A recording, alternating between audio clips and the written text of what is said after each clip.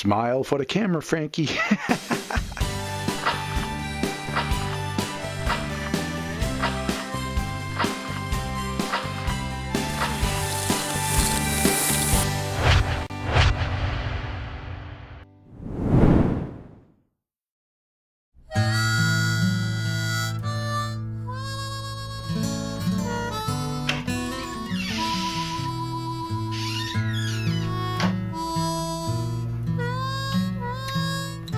Nice and cold. Oh, finally back at the cabin. I know you guys have been anxious for a cabin video. Finally made it back. Been busy as heck, man. Busy summer. But gorgeous afternoon. Nice air quality. Got a flannel shirt on. Nice and breezy. Big moon in the sky tonight. Yeah, nice.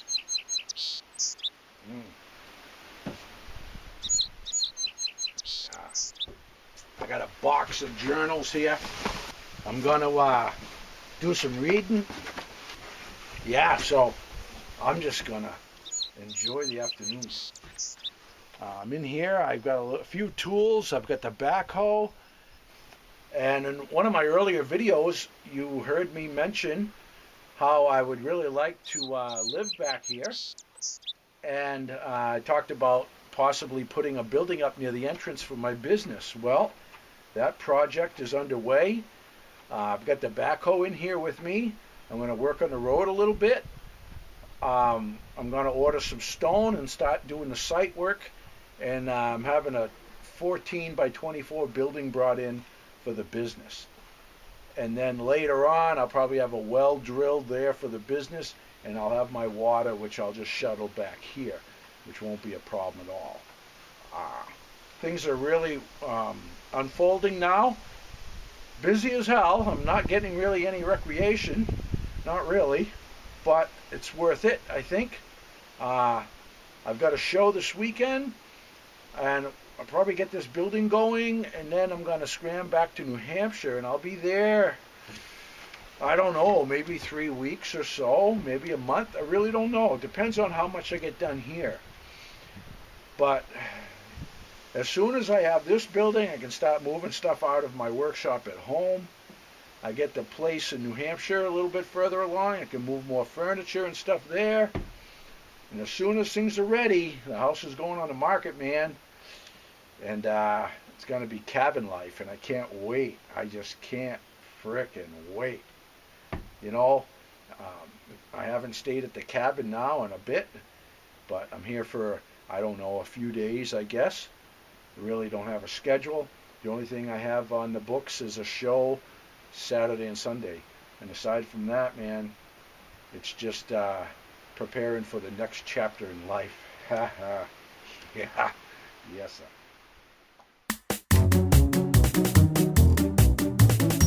I'm sitting here reading my journals, and I just grabbing them at random, and I started reading in 1984.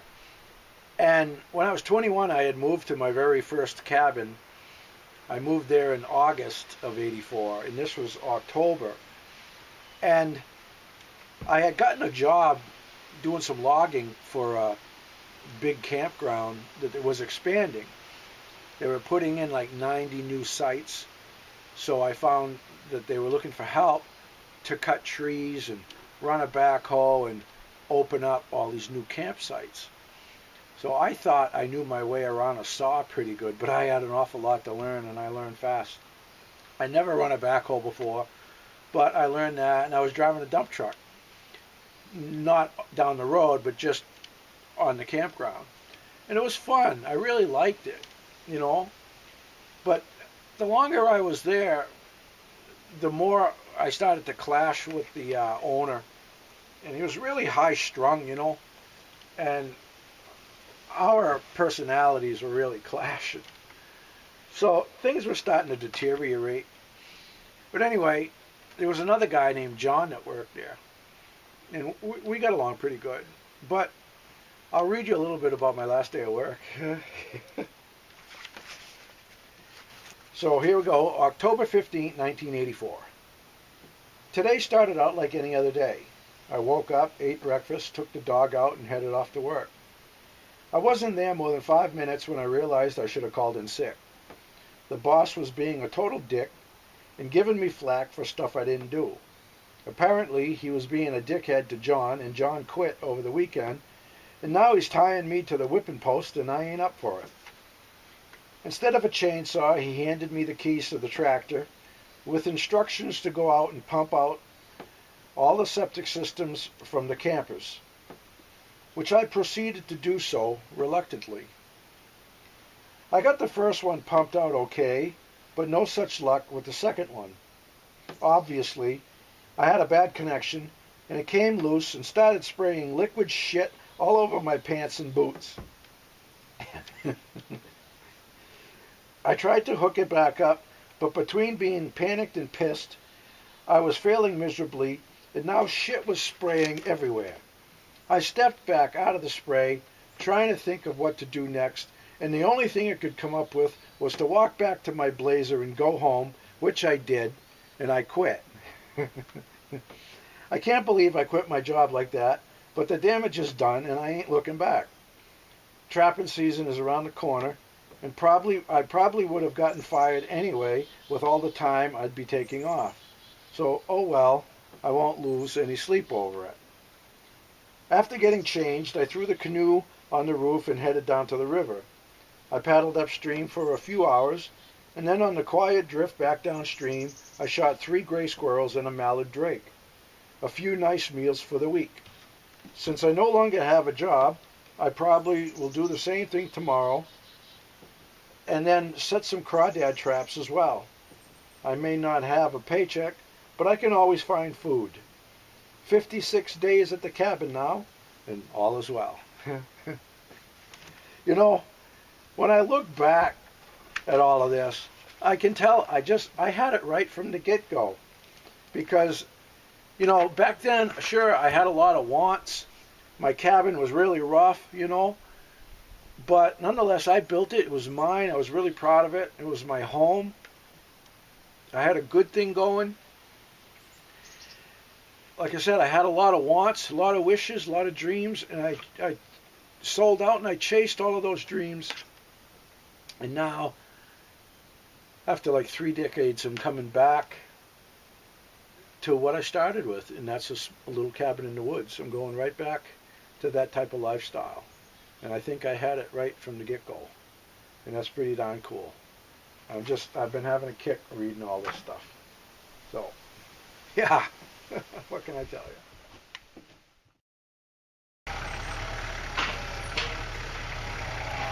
Well, I got the Kubota fired up and made some pretty good progress with the multitasking. I pulled stumps and rocks and got the site prepared for where the building's gonna go. Then I hauled sand in one direction and got that spread out and hauled firewood back on the return trip. And the culvert was just as narrow in both directions. Oh, I've been meaning to replace that with a longer one, but, well, you know how it is. Been here for 3 days and it's still 10:02. Time stands still around here, man. No time like cabin time.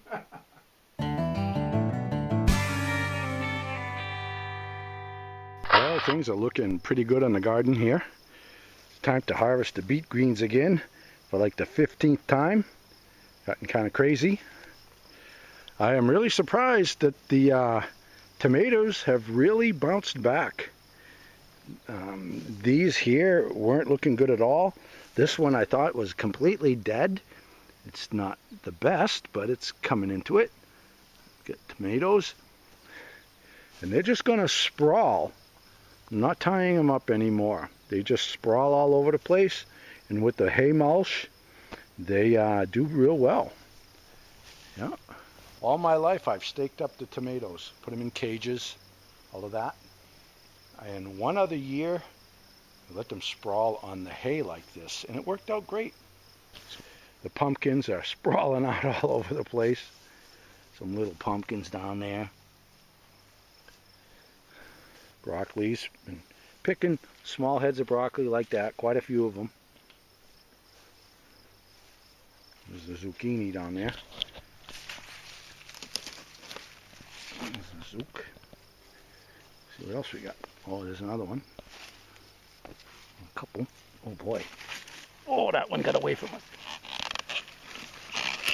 That one grew like crazy. I didn't see that one. Well, that one snuck in on me. Didn't see that one growing. Oh, there's another one. There's another zook. Yeah. A couple of zooks. Now, when I showed the garden the last time, lots of people wrote in and said that that was powdery mildew on the squash, but it's not. Looked into it. This variety has silver mottling. I know that the camera didn't pick it up, didn't show it silvery, but I know what powdery mildew is. But this isn't. The silver has faded, but that does not wipe off at all. It's just the mottling in the leaves. And it was a real silver color before, almost reflective. It looked just like it was sprayed with silver spray paint. But it's dulled and finished now. But see, there's none of that on the other squash plants. It's getting overgrown in here. Oh, there's a butternut. Look at that. Oh, there's a nice butternut in there. Oh, there's another zook. Another zook in there.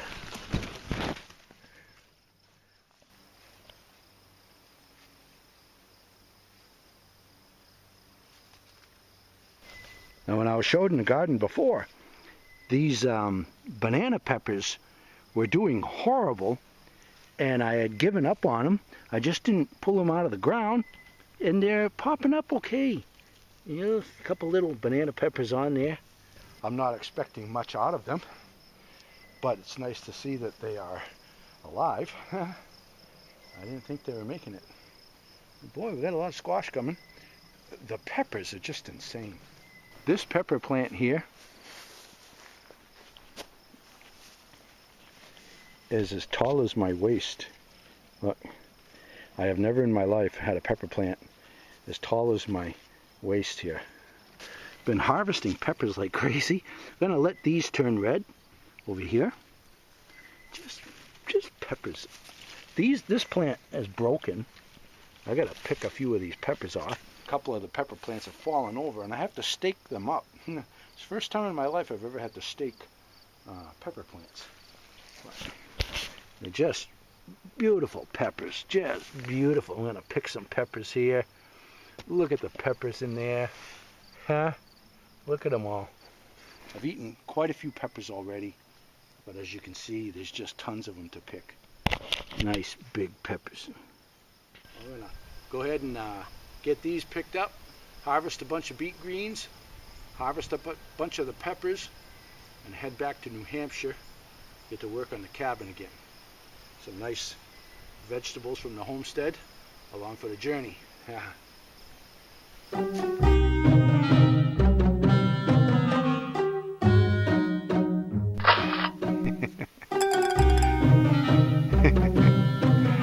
Frankie's got his chickamunka. Frankie's got a stuffed chickamunka. Well, my friend Steven and his family sent up a few things, and one of the items was this chickamunka for Frankie. Frankie loves it. I get quite a kick out of it, seeing Frankie carry it around. So thank you, Steven, Jonah, and Nancy. I appreciate the little gift that you sent up. Frankie really likes it. Yeah. You got your chickamunka, Frankie? Oh, here he comes again.